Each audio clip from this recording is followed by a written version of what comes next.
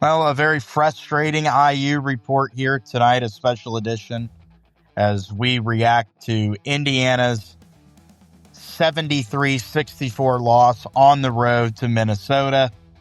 Grant Shouse with Mike Hutsell, Greg Mengel's here producing this, and Mike, I just got to say this is a very frustrating loss for this program early on in the season, especially against the team that Indiana is no question a more talented team than, and Minnesota only had 9 scholarship guys available, had 2 starters that did not play in the game because of an injury. This is maybe one of the worst losses of the decade, I think, for this program here, and it comes in Darren DeVries' first loss of his Indiana career. I mean, nothing like starting your December off with a good old-fashioned quad 4 loss to a team that got ran by West Coast Conference teams during Feast Week,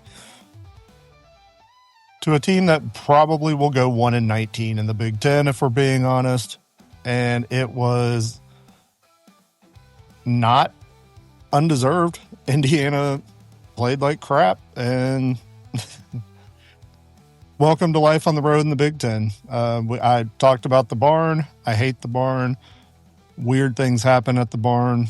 And even though Indiana hadn't lost there in 6 years, well, guess what? They got another crappy loss at the barn. So not a lot of highlights to talk about. You're kind of driving the knife into my side a little bit and just twisting it. I listened to the end with Don Fisher and Eric Sir, and you could tell an audibly frustrated Don Fisher calling the end of that game tonight, where Indiana got it down to 3 and then just couldn't get over the hump. They were taking some bad threes when at this point you're just trying to get back in the game. You can get back in the game with a 2 if you can get a nice look. You said in our text thread, Mike, Reed Bailey is just soft. I mean, he's soft, and that's pathetic. You can't be soft in this league. I mean, Minnesota's running a 6'7" starting center, a backup freshman, redshirt freshman, who you could tell is just a try hard. Both those guys get in foul trouble. They put a 6'10", 373-pound, should be a walk-on, but somehow has a scholarship. And Reed Bailey has 6 points in the game. If you can't outmatch Minnesota's front court with 3 just absolute, just with the garbage they were trotting out there, if you can't put up a 10 on that front of the court, then you don't need to be in the Big Ten. And everything that we've said about this team that caused us, we called red flags, that caused consternation, came to light. They're sharp and soft in the middle. They can't defend without fouling. If the 3-pointers aren't falling, what are they going to do? And if you can get DeVries and Wilkerson off their game, it's going to be a struggle to put points up. And guess what? Minnesota did all of those things. Credit Nico Medved. He got his team back to right the ship coming off that disastrous week last week, but you can't lose that game. When you break down the schedule at the start of every year, there's games that you just absolutely have to have on the road in the Big Ten at Minnesota. That's a gimme. That's a gift. If you get Minnesota for one of your road games, you have to take advantage. And Indiana just simply did not come prepared. It looked like even prepared to play tonight. It was just a bad all-around performance, horrible execution on offense, just an absolutely invisible performance by Tucker DeVries. There's a lot of questions now because the schedule doesn't get easier. Just an absolute joke of a game from this team. You're right. Playing Minnesota on the road at the barn is a game that you should win comfortably every time. The good news is Indiana will play this team again later this year at Assembly Hall. I believe it's the last or second to last game of the regular season, and it's at home. So that's a good thing there. Hopefully the wheels won't fall off the bus. I think that's what's most concerning about coming out of this game is that you don't want this to be the start of the wheels to fall off the bus, because there's a lot of big opportunities coming up. And it doesn't help that Louisville lost tonight as well to Arkansas. And you get Louisville on Saturday on a neutral floor. So Indiana, we've said it time and time again, they've just got to come out and be able to hit shots. If they can't hit shots, they're not going to win any Big Ten game. You can maybe get by beating Siena or Chicago State or Bethune-Cookman. Yeah. You can get by beating those teams and not shooting very well, but you're not going to beat Big Ten teams like Minnesota, or you're not going to beat non-conference teams like Louisville and Kentucky. Kentucky lost on Tuesday night to North Carolina, so hopefully Indiana will get things turned around. If they can bounce back and win Saturday against Louisville, I think you can kind of we'll maybe look a little differently at the Minnesota loss, but this is one of the more embarrassing ones, I think, of the last few years. A quad 4 loss on the road is just abysmal. It's almost like losing a bye game, Mike. It's embarrassing for your program.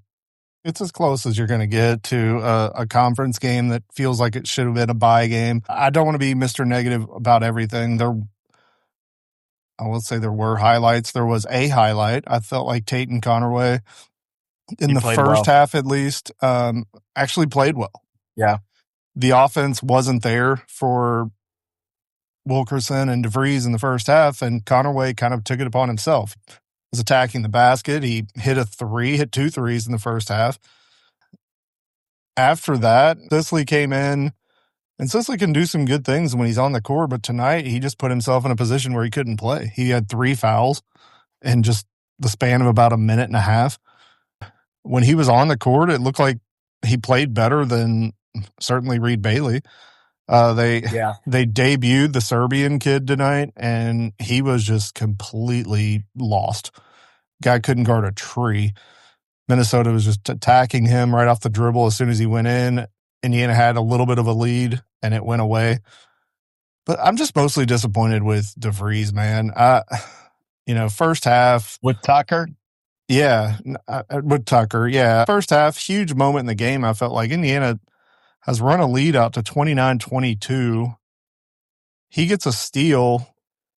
Looks like he's going to run down and just get an easy dunk, but he just kind of loafed. I felt like he just kind of half-assed it. I don't think he thought anybody on Minnesota was going to hustle back, and guess what? This kid from Minnesota beats him down the court and just stuffs him at the rim. And then after that, instead of being up 31-22, you stay at 29-22. And guess what? At halftime, it was 33-33. Gave up at least 11 points I can think of off offensive rebounds in the first half. I don't even want to think about what the second half did. Sam Alexis has to start. I think the Reed Bailey experiment, maybe try him off the bench. Maybe he can add an element off the bench that we don't see. But Sam Alexis is just... his athleticism is just, it's there. He's the only interior athlete that this team has, and he's got to play. He's got to play more. They're going about 50-50 with the center minutes. I think that needs to be at least 60-40 Sam Alexis at this point. Tonight out-rebounded 40-25, just 5 offensive rebounds. Greg, you might as well have just shot me when you said that. That's horrible to get out-rebounded in a Big Ten game like that, especially when I think you probably hold the size advantage. This isn't a good front court. They weren't even playing a good front court. This is a bad Minnesota team, by the way. Wait till you're playing Kohler at Michigan State, or Kaufman Wren and Jacobson at Purdue, and Oscar freaking Clough. Oscar Schrute, and you got Yaxel and the big 7'3" kid from Michigan in the front court. In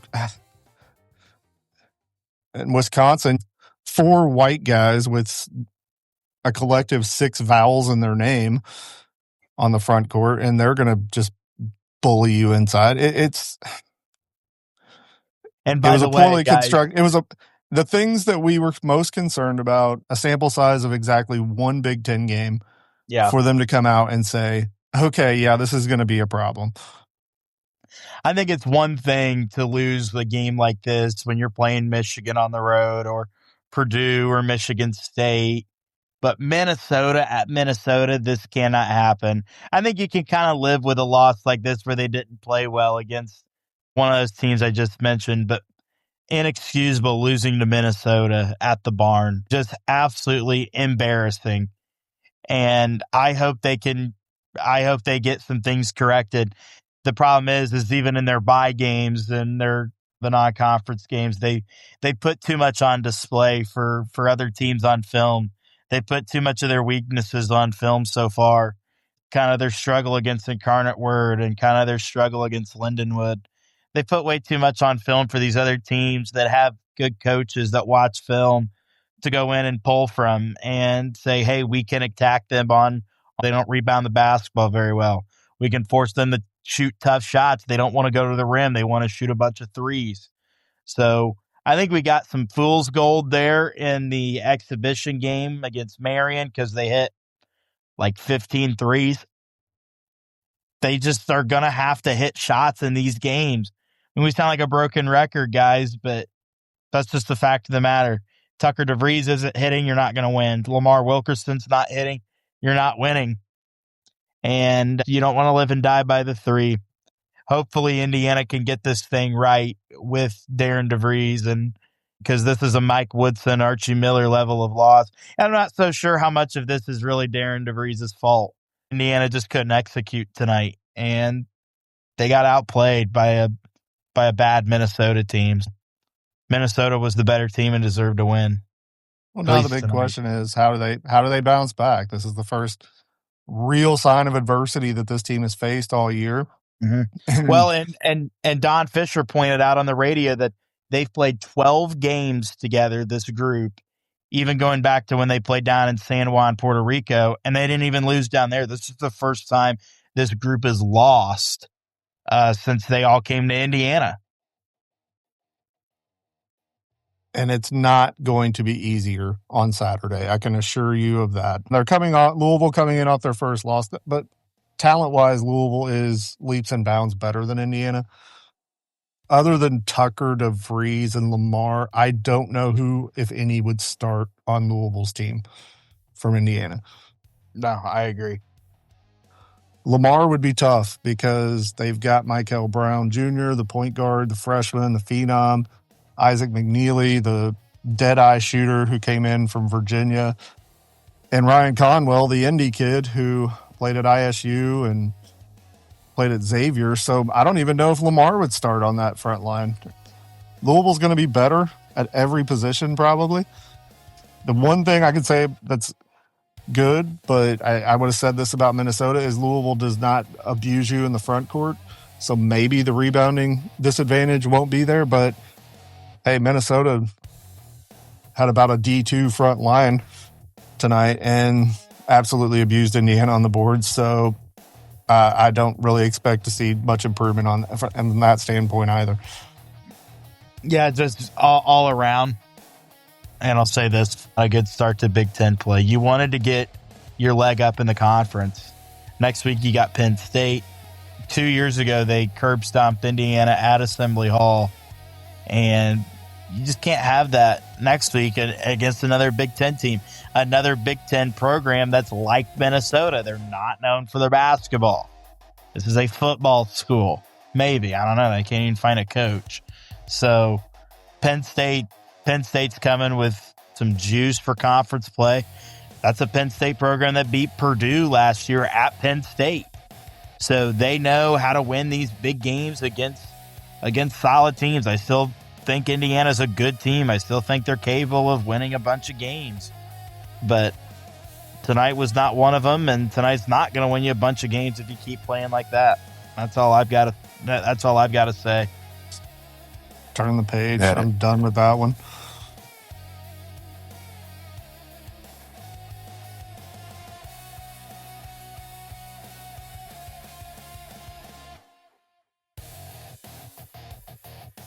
Central Indiana Sports Report is a product of ITG Media, and I love Susie.